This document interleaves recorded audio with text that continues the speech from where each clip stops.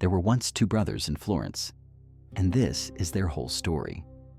They were born on the same day, into the same small house, with the same empty hands.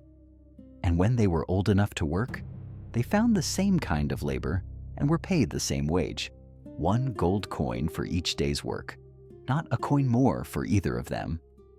On the day they began, no one in the city could have told the two brothers apart. The first brother did what seemed wisest. He worked hard, and at the end of each day, he dropped whatever he had left into a clay pot beside his bed. He lived on the rest, and he told himself that one day, when the pot was full enough, his real life would finally begin. He guarded that pot faithfully for 30 years. The second brother did something stranger, and at first it looked foolish. Before he spent a single coin on himself, he took a small part of each day's wage, not what was left at the end, but a piece removed at the very start. And instead of dropping it into a pot to sit, he used it to buy 1 young vine, then another, then the tools to tend them.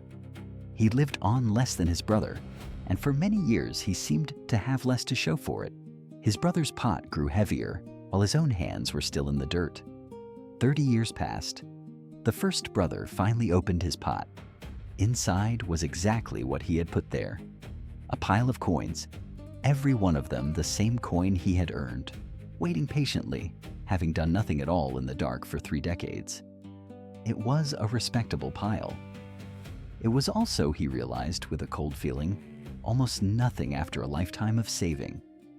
The second brother stood in a vineyard. The vines he had planted with those small daily coins had grown and multiplied and produced fruit that produced more coins, which had bought more vines year after year, quietly, whether he watched them or not. He had not saved more than his brother. He had earned the very same wage, and he was now many times richer, standing in something alive that would keep producing long after he was gone. Same coins, same years, same start, and 2 lives that could not have looked more different at the end. The boy who watched all this had only one question: if the lesson is that simple, and it truly is that simple, then why does it take most people 40 years to understand it? The answer is hidden in something the eyes cannot see. The answer is that this lesson is easy to hear and almost impossible to see. The boy went back through the 30 years in his mind, and he noticed something that explained everything. For a very long time, the 2 brothers looked exactly the same. In the first year, the brother with the vines was arguably worse off. He had spent his small coins on plants that gave him nothing yet, while the saving brother's pot already held a tidy little sum. In the 5th year, they still looked close. Even in the 10th, a passerby might have judged the saver the wiser of the 2. The enormous difference between them did not appear gradually, spread evenly across the decades. It stayed hidden for years and years, and then arrived almost all at once, near the end. And this is the thing the human mind cannot do. We think in straight lines. We expect that 30 years of effort will produce 30 units of reward, laid out evenly, one after another. But wealth that grows upon itself does not move in a straight line. It moves in a curve. It creeps along the bottom for so long that it looks like failure, and then it rises so steeply at the end that it looks like luck. The Vine brothers' fortune was not built in the final years when it became visible. It was built in the early years when it looked like nothing was happening at all. This is precisely why the lesson takes 40 years to understand. Not because the arithmetic is hard. A child can follow it, but because you do not truly believe in the curve until you have watched it happen with your own eyes. And by the time you have watched it happen, you are 60 years old, and the decades when starting would have mattered most are already behind you. The boy saw the cruelty of it clearly. The proof of the lesson and the reward of the lesson arrive at the very same moment, at the end. You cannot collect the reward because understanding it and being too late to use it are the same instant. The saving brother did not fail because he was foolish. He failed because the truth was invisible for exactly as long as it would have taken to change his life, and only became obvious once it was too late to act on it. Everyone who has ever said, "I wish I had started 20 years ago," is describing this exact moment. They finally saw the curve. They simply saw it from the wrong end. But there is a second reason this fable takes a lifetime to learn, and it is crueler than the first. The second reason is this: the cost is felt today, and the reward is felt never, until it suddenly is. The boy thought carefully about what the vine brother had actually done each morning and how it must have felt. Setting aside that small coin was not painless. It was a real thing given up, felt right now, today. A little less to eat, a little less comfort, a pleasure delayed, a want denied, a small ache repeated every single day for years. That cost was concrete and immediate. And the reward for paying it? 30 years away, invisible, abstract, a vineyard that did not yet exist, promised to a man he had not yet become. And here, the boy understood the deepest reason the fable defeats almost everyone. The human mind will nearly always choose a small relief it can feel now over a large reward it can only imagine later. The pot brother was not lazy, and he was not stupid. He simply could never make the distant future feel as real as the present moment. So every year he told himself the same reasonable thing: I will begin properly next year. This year is hard. Next year, I will start. And next year is the most expensive phrase in any language, because next year says it again and again. One postponed year feels like nothing. 40 postponed years is a life. The boy realized that willpower could never win this fight, because willpower is strongest the day you decide something and weakest every day after. A man cannot grit his teeth for 30 years.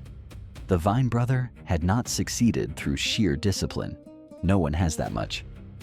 He had succeeded because he made the cost small enough that it barely hurt, and made the act automatic enough that it no longer required a decision at all. He did not save what was left, because nothing is ever left. He removed the small coin first, before he could feel its absence, and then he never touched the question again. That is the whole secret to acting on a truth your own mind is built to ignore. Do not rely on feeling the distant reward. You never will. Instead, shrink the present cost until it stops frightening you, and remove the choice until it stops depending on how you feel that morning. A small amount, taken first, without asking yourself each time whether you want to. The boy saw that the difference between the two brothers was never intelligence and never even effort. It was a single decision, made once, and then protected from being unmade every day for 30 years. Which finally reveals what this fable was quietly about the entire time. And it was never about money at all. The fable was never about money. It was about time. Look again at the two brothers, and you will see it. They earned the same wage, the same single coin, every day for 30 years. Neither one was richer than the other in what they were given. The pot brother did not lose because he had less gold to work with. He had exactly as much gold as his brother. What he lacked was never money at all. What he lacked was the one thing he could never earn back: the years. The vine brother's true advantage was not that he saved. It was when he began. Every coin he planted early was given 3 decades to grow upon itself. And those 3 decades, not the coins, were the real fortune. His brother had the very same decades and let them pass empty. Money, the boy understood, can always be earned again. A man who loses everything can rebuild. But the years you did not use are the one thing no wealth in Florence can ever buy back. This is why the old feel the fable so sharply, and the young almost never do.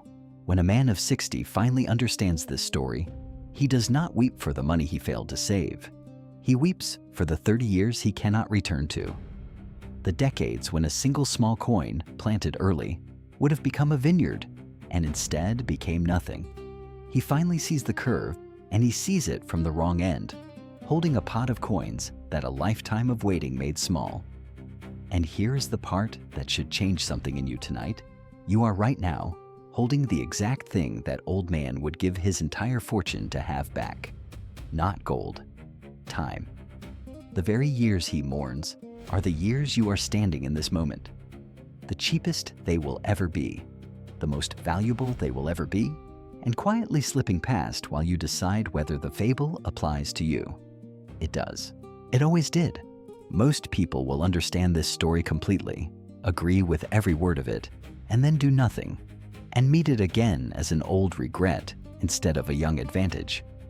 A few will plant one small vine tomorrow, not a fortune, just the first one, started now instead of someday. The boy could not tell you which you will be. Only the next 30 years can. If you intend to be one of the few, then follow this boy. Because every fable here teaches the one thing no one else will: how the world of money actually works. The next lesson is already waiting.